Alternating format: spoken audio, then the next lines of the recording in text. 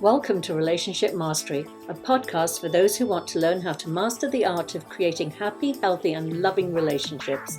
Please join me, Adey-Jones, and my co-host, Barry Selby, each Tuesday at 1 p.m. Pacific for a lively and informative conversation on everything to do with relationships. Hello, everyone. Welcome back. I think we mentioned last week that we were going to talk about the shadow this week. Oh, yes. Yes. Juicy one. I love shadow work. In fact, actually, while I was at USM studying for my master's in spiritual psychology, I was also studying with Debbie Ford and a shadow coach. And it was some of the most life-changing work I did, actually. We tend to have this we think of the shadow as this negative thing that we, there's a reason why it's in those aspects of ourselves are in the shadow, and we shouldn't, society says they're bad, we shouldn't have those parts of our personality. But the thing is, if we, well, let me go back a bit. Something that Debbie used to say was, we were born into mansions. And it's like we have, each room is an aspect of the self. Like there's a little sign on a door saying selfish, greedy, angry, loving, kind, compassionate, selfish, lustful. And we have all these parts of our personalities. And somewhere along the line, society says, oh, no, shouldn't have that door. Don't go through that door. That's a naughty door. And we start shutting off aspects of ourselves and deeming them as bad. And she said we end up going from, living in these grand big mansions with all of these experiences to living in these little sort of 2 up, 2 down little houses, these really restricted little houses of who we should be and what makes us good. Now, that doesn't mean just because we have access to all of those feelings and emotions, and we do, they move through us without us even thinking about it. One minute we're feeling lustful for somebody else's husband or wife or whatever, but it's the not acting out on these things. That's our moral obligation, but we don't judge ourselves for having that thought of, oh gosh, I find them attractive. That's not a bad thing at all. It's when we act out on some of these things, or being selfish, like I want all of that for me, I want all whatever it is, again, a normal response. It's when we act out on it and make it something that we are going to take advantage of other people so we get what we want. So I just really want to make that defining factor. We should never be afraid of anything we feel. I think it was Ron and Mary used to say we all have within us a Hitler and a Mother Teresa. And we all have a range of emotion in us. Now, one acted out in one way and another acted out the other way, but that all of those feelings and emotions and aspects of the personality are within everyone. We all could be a murderer. We could all be a saint. And the thing about it is, and this comes from the projection what we did at USM, was really talking about how, because we have the capacity to understand where that position is inside ourselves, we have compassion for somebody else who may have done that we can hold a different space than being, oh no, they did that, how horrible. We can just say, maybe we can have some relationship and understanding with them so we can actually be a guide or even a way of leading them into the light, so to speak. But I want to jump back in a couple of things, that shadow piece, that shadow work. I think one of the biggest issues for good people, in quotes, and I'm using air quotes for those people listening, is that we don't want to have any indication leaking out to the world that we got anything bad inside of us. So any of those shadow rooms that we have in our mansion are hidden away because we don't want people to see that we have that capacity within us to have some darkness, so to speak. So to actually show jealousy or selfishness or arrogance, whatever those things are we think that we shouldn't have because we're good people, that wiring we have inside. And what gets in the way, because when we judge and blame that, we just build more piles of dirt and junk inside of us that keep it going. So this shadow work is vital. Sorry, jump in. No, but and this is where it really gets tricky. And the reason I even brought it up is because last week you said something about being triggered by complete strangers. And that's where the shadow is in action, right there. If we and I'll use myself for an example. I was raised in a home where to be selfish was absolutely wrong. I mean, you were shamed, and I also went to a convent, so you were shamed by the nuns, and you could not be selfish. So, what did I become? I became the people pleasing codependent that put everybody else's needs ahead of mine. Mhm. Then what happened is, because selfishness became my shadow, I denied that I was selfish. I denied that it was good to be selfish, that there was no positive aspect to being selfish. That what did I do? I attracted selfish people into my life. I attracted narcissists into my life that embodied what I was denying in myself. So Mhm. that's what happens is when we shove that down and we deny that it's actually in reason, it's healthy to have a little bit of selfishness. I always say to my people that work with me that are codependents, you've got to raise your level of entitlement, because you're Absolutely. so, because otherwise you've pushed it down so far. The only people you're going to attract are people that are narcissistic. If you raise your level of entitlement and value yourself, you will meet your balance. You meet a balanced human being, a partner, or other Yeah. friends, whoever, friends, family, lovers, that that are healthy. But when we're unhealthy and in denial, we attract unhealthy people. But it's so funny because we just have to look at what is triggering us, a behavior in another person that we judge or put down, and just go find it in yourself. It's Yeah. there somewhere. And when you make friends with it and you acknowledge it, that person will not trigger you anymore, because The you thing, know that you have it in yourself too. yes, because come back to USM about that projection piece. That was one of the biggest lessons for me. Was that understanding that judging them was only a way of avoiding facing what was inside of me in the first place.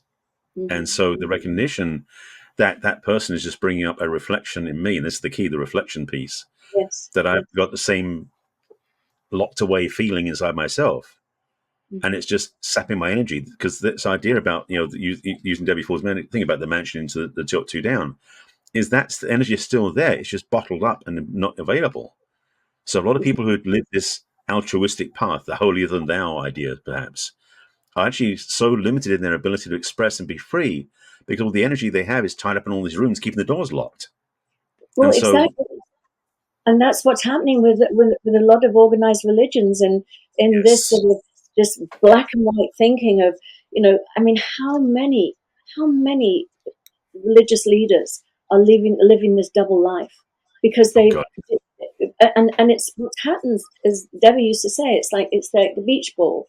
It's like the beach ball contains all the aspects that we deem as un, un uncouth, or ones that we don't want to acknowledge, and it's full of them. And so when hmm, we're in water and we're putting pressure down on that beach ball under the water, and we're holding it down, yes, we don't see it because it's under the water, but you have to put so much pressure on it, so much yes, attention on it. You've got to be aware of it all the time to keep it buried. But the second you take your attention off that, it flies up in the air and sort of hits you in the nose. And that's, again, when people are afraid of having a feeling that frightens them, a hmm, feeling of, what I, like, I want to be unfaithful. Oh my God, how could I have that feeling? I must be a terrible, bad person. I must be awful. I must not love my partner if I'm feeling that. No, it's just normal.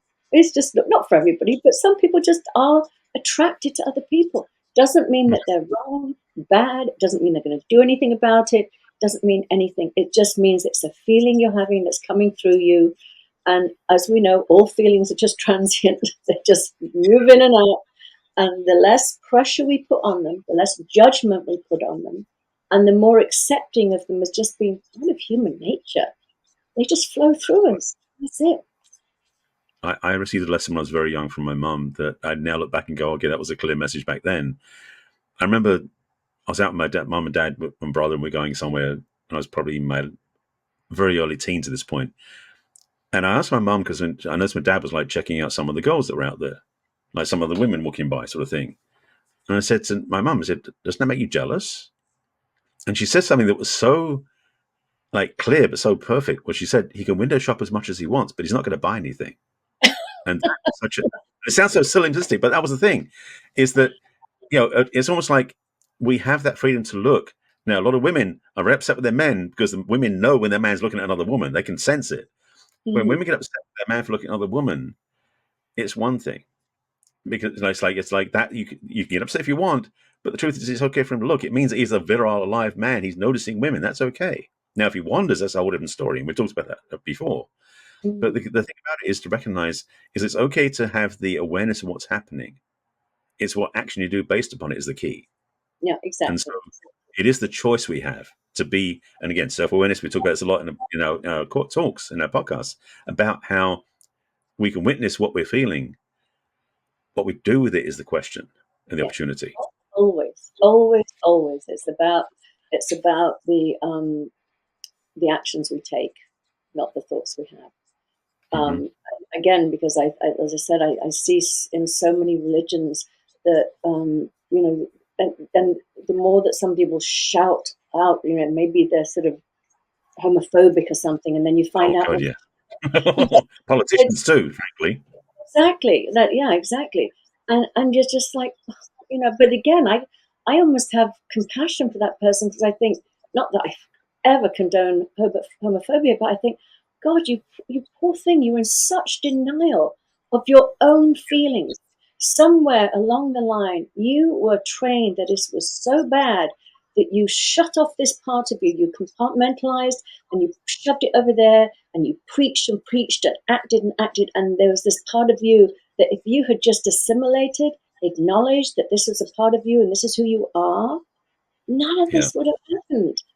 But again, it's that cutting off, that shutting those doors. You're right. But, that two up, two down is still within the mansion. Those doors can always be opened again. And again, it doesn't mean that you go in and you act out, but there is, everything, murderous rage. Now, as a mother with two sons, if I was watching somebody doing, threatening my child's life or something that was going to damage their psyche for the rest of their life, that murderous rage that I would feel would be appropriate because hmm, I would jump in there and defend my child. I would do something to stop that. So there isn't an emotion we have that doesn't have a place. And right. you know, um, I'm imagining some people might say, well, pedophilia, say, well, love for a child, appreciation for a child is wonderful. But if you overstep that mark and you turn it into a sexual thing, no, absolutely nobody's going to ever justify that and say that Yeah. that is right. But having a sort of being drawn to a child, being drawn to the innocence of a child, or the sort of just how funny they are, the things that come out of their mouth, enjoying children. But there are people that are even afraid of that.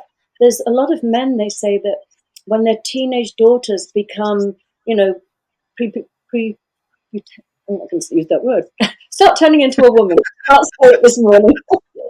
But they've reached puberty and they start developing, and the fathers panic. They panic and they push their daughters away because they're afraid that that love and affection they have for that young girl when she was younger, that now because she's becoming more of a woman, that it might turn into something sexual, and so they push that daughter away, Yeah. and it's scary for them. And then the daughter's left there feeling like, what happened? I was daddy's little girl, and now he's got no time for me. But again, if we were told that it's okay to have confusion around your feelings because she now looks like a woman, and you might feel a little. It's okay to be confused for a moment. Of course, we don't act out on it, but there's nothing wrong. These are. I always say that we would never have been created with the capacity to feel everything we feel if any of it was bad. It's what Hmm. you do with it. That's the thing that has come up a lot. Hearing about this is a topic in the mental health field as well. There's happened a lot with the shooters and other things too, where kids act out and Hmm. start to use a gun, take you to school. Those sort of things, horrible things that happen. I'm not saying this is the reason why, but part of this conversation is about the um, the door between being aware of something and then acting on it. Hmm. And the challenge is that oftentimes because, as you were saying about how these ministers and the same politicians too have such an aversion, that's the right word, an aversion to something they're feeling that isn't going to be acted on, but they feel it inside, that they're going to judge and curse out and punish all those people around them who might be demonstrating that behavior because they don't want to feel anything like they might be guilty of it themselves. Yeah. And it's such a messed up wiring, because, as you were saying, absolutely, if they are willing to admit to see and notice their own feelings and be okay with it, because they're not acting on it, just be aware of it, it becomes such an easy way to be gracious and kind to other people, because those people are basically, what's going on is they're reminding us of those parts inside of ourselves we're not willing to face. And this is one of the issues of shadow work, is if you don't deal with it, sometimes you're going to be given support from the universe to face it, because stuff will come up. So it is a chance to look inside, but some people aren't really willing to do that. Yeah, no, it's much easier to. It's even like I'm thinking about clients that I've had that have had some sort of like even I'll even talk about myself actually. Like when I was younger, because I was so sort of shame based and so shy in a way, I judged, and it was interesting because I worked in the field as a costume designer, so I worked with a lot of actors and things like that. But I would judge actors as being, oh, they just want all this attention, and I was being quite judgmental. But the truth was, I craved that attention. I wanted Mm-hmm. attention, and I had been shamed for it as a child, shamed for wanting any attention. It was like, and very much so in British culture. It's and even Australian culture. My friend, she describes it as the tall poppy syndrome. We should not have, To stand out. yeah, we shouldn't stand out. We should be humble and play it down. And again, last night I was with a bunch of English people, and we were laughing about something. It was a gathering of musicians and performers, and when I'd walked in, there was an English guy, and I said, "Oh, are you one of the performers?" And he went, "Oh, no, no, I might play the guitar, but oh my god, this guy was unbelievable. I mean, a brilliant guitar player, but his voice." And I went up to him afterwards and I said, "What was that about?" And he went, "Well, better to surprise nicely than disappoint." And I thought it was so British. Yeah. But, you know, so after you. no, you go. Well, that thing about humility is an interesting one, because we talked about it in the last episode about humility, in the sense that it's good to have a level of being trying to be less than perfect and running the show. It's like having humility and realizing we're the same as other people, like that poppy syndrome. The thing that I mentioned this before in other episodes. I was bullied in high school by the other boys, and I didn't fight back. And for a long time, I judged that as being wrong, because I should have stood up for myself. I should have done this. I should have done that. And when I look back now in hindsight, because hindsight's 2020, I recognize that what was actually going on is that I realized I didn't need to be violent to stand up for myself. And yes, it didn't work there, in terms of I did get pushed around for basically 5 years. But ultimately, looking back now, the wounding wasn't that heinous to me. I didn't get kicked, I didn't get totally beaten up. I just got threatened a lot. And that was the thing. It was the fear factor. All it was is because I look back and see that these boys were so insecure. Because first of all, they only did it when there were 3 of them at least, ideally 5 of them all together, but never on their own. It was the fact that they needed each other to bolster their egos, to be that able to boss me around. And so what I had a real awakening is that there was a power in me that was so clear, that was threatening them, that they had to do something to dominate it so they could feel better about themselves. And of course, at 13, 14, I didn't understand that at all. So that's why I'm grateful for hindsight. But the understanding is that we have that inside ourselves. Oftentimes, it's the recognition that the power we have doesn't need to be shouted about. Yeah. Doesn't need to be pushed on other people. It's just that we know it for ourselves, and that's all we need to worry about, is we take care of it ourselves. And so we have that self-honoring process. And what I do with my clients is having recognized how much authority, love, and power we have inside that doesn't require any validation out there. Yeah. So it becomes a much easier way to do life. But the challenge is that the society teaches us, or I should say demonstrates to us, that we have to fight for our equality, that we can't just stand in our truth in that scenario. So lessons Yeah. learned. Yeah, and as I'm listening to you and I'm thinking about those boys, I mean, clearly you were a reflection of their shadow. What they Hmm. saw as weakness in you, or a vulnerability, or something that could be, they couldn't accept that was inside of them. That Yeah. they had to, jump into that hyper masculine, aggressive stance because their own sensitivity, vulnerability, and kindness and sweetness, or whatever it was a threat to them. So Yeah. they externalized it, and they picked on you, and vice versa. When you don't recognize your own power and your own strength and your own thing, we attract those people in to show us what we're not Hmm. allowing to show in ourselves, because you know a little bit of assertiveness and aggression is a healthy thing to have. It's a healthy Absolutely. thing to grow up with. Doesn't mean, and both, I mean, both are extremes. The bullying is an extreme, the aggressiveness, and the being bullied is an extreme. And both, Yeah.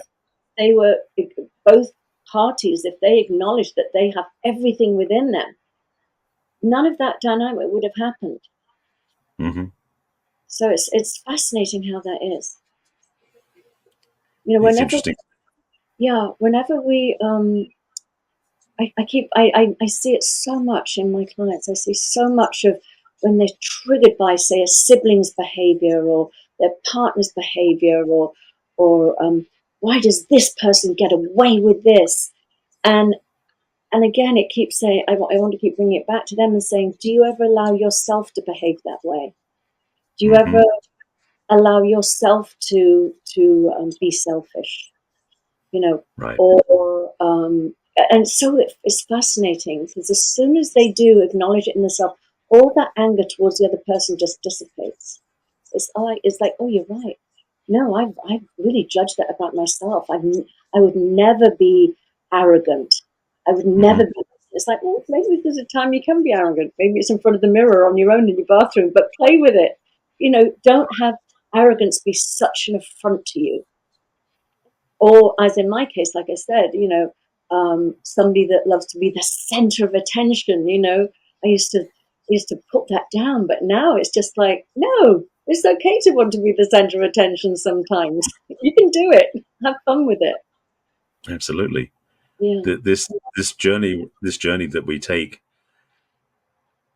I mean, boy, it's something that I mean, speaking of those boys, looking back, in hindsight, I don't know where they are now. Now, this is many, many, many, many years later. But I strongly suspect that unless they chose a path of personal development or growth or looked at themselves in the mirror honestly, they're still running around with that level of resentment and judgment inside themselves.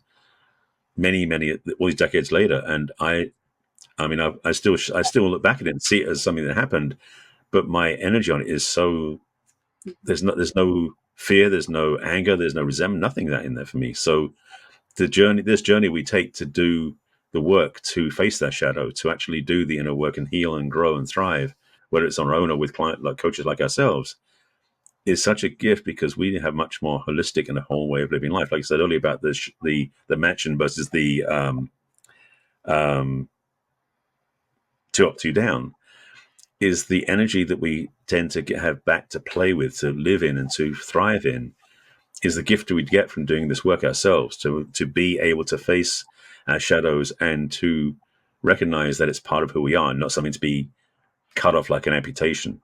Because what people Absolutely. try to do with the shadow, they want to cut it off completely. It's like, no, it's something No, to be it's worked with.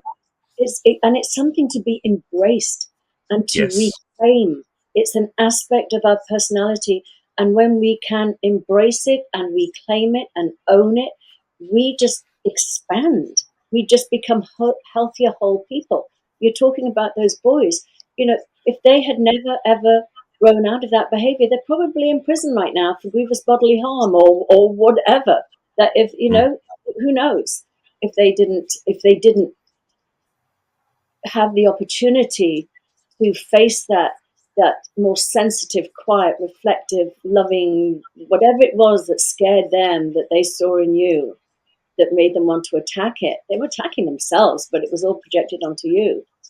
Right. But I was in a relationship with a narcissist for many years, and what I understood shadow work, I remember sitting there one day and going, oh my God, thank you for teaching me about, and I didn't mean it in a derogatory way or a put down, but Right, right. about self care. Thank you for Mm-hmm. demonstrating putting yourself first, because that's Right. really what it was he was my teacher. I had to not, I didn't want to be as the extreme as he was in always putting himself first, but I needed to learn. I needed to Mm. learn some of that for sure. Yeah, And equally so, I think there was parts of my unhealthy behavior that he needed to embrace in himself. yeah, So when we look at that, when we look at our triggers as opportunities to get to know ourselves better, it's magical. And again, have absolutely. fun with it. Have fun with it. Play with it. It's, Somebody can, it's the sorry, go on, say. I was saying, I mean, that's why I love this work too, because the idea about we get to have to get out, it's almost like reclaiming ourselves, to have ourselves back. Those parts of disown we can make friends with again, and to redo. And that's the thing, because in my work, a lot of times I do what's called parts integration, and I've played with this so much, and I love the idea of having the sense that we almost like and my version of it, because I play with this because it's one of my favorite things, is the idea of the round table at Camelot. Mm-hmm, Is that I'm the one who basically brought all the different aspects together, but they all have a seat at the table. mm-hmm, And so the idea being is that every single aspect, no matter how quote dark or light they are, all has equal space to share and to be part of the conversation. yeah, So that when there's the opportunity to integrate, it's out of love and respect, not out of again like amputation or cutting off or sending away. If we get to be including and then reclaim ourselves, which is such a gift we have for ourselves. So this work is awesome. yeah. Yeah, it really is. And again, we can play with it because people could say things like, well, when is greed ever good? You know, Mm-hmm.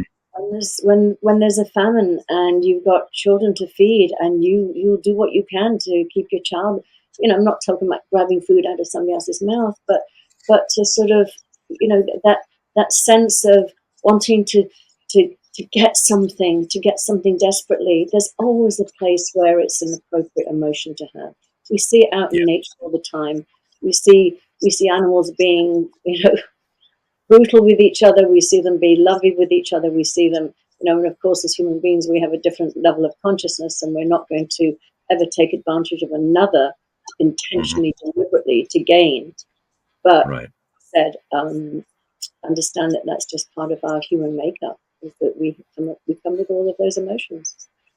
And And the gift of this, so one of the other benefits, by the way, is when you do this work, is it's almost it's the idea being is that you become much less triggerable yeah, because exactly. you're not having the sense of sensitivity or like the sense that it's like when you have like when you hurt yourself, there's like a cut or something. It's like you're very sensitive. If you touch it, it's like it hurts. That's the same thing with shadow work. Is if you don't work with the shadow work, it becomes those little sore spots that somebody brushes by you and you get immediately reactive because you're sensitive to that area. Mm, So this is part of the work. It's like that's the joy of this. You become less reactive and less triggerable because you start to recognize I know who I am now. yeah. Again, this is the work to do. Yeah, and what I did actually too was, at this time of year, often people choose a word, and Mhm. one of the best things to do is imagine that somebody wrote an obituary about you, and they described you in a way that makes you go, oh, I can't believe they said that about me. The one word I never. Mine was needy. Oh my God, I hated to be thought of as needy.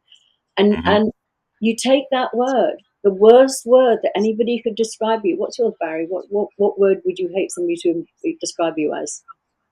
Um, desperate. Desperate. Okay, great. It's a great one. So take that word desperate and just embrace it. Look Hmm. at ways in where you are desperate, where you have acted desperately, and have so much love and compassion for yourself for having that feeling of desperation, and just love that and embrace it. And it's the same thing with me with needy. I needy was my Achilles heel. It's like, no, I'm super independent. I'm never needy. Well, yeah, I am needy. We're all needy, for God's sake. We all need each other. Who am I to pretend that I don't need another human being? But again, take that word. I would advise anybody to just take the worst thing somebody could say about you and see how you can embrace it and love it within yourself. I'm going to end on Homework. that. Yeah, homework assignment actually done. All right, then. Well, thank you, everybody, again. And thank you, Barry. I love our chats here. And we will see you all next week. Thank you again. Take care of yourselves. And you too. Bye. Bye-bye. We trust you enjoyed this episode and invite you to share this with your friends and loved ones. In fact, please subscribe to our Relationship Mastery podcast. That way you'll get each new episode fresh and shiny as soon as it is released. We'd love to hear from you as well. So go ahead and enter your questions and comments at relationshipmastery.show. Take good care. We will connect with you in our next episode of Relationship Mastery.